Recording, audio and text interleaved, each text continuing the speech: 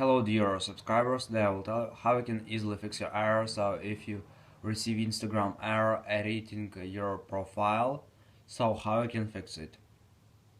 So first thing, just try to close your Instagram app and open again.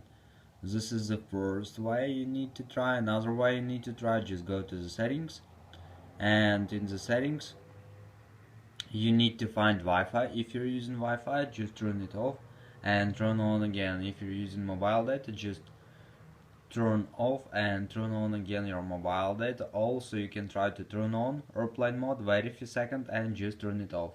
So after, just go to the general, just scroll down, just tap on shutdown, slide to power off, wait a few seconds and just power on your phone again. So just simple, restore your phone. And the latest option you can try, just go to App Store, just go to search tab, and in the search tab just write Instagram.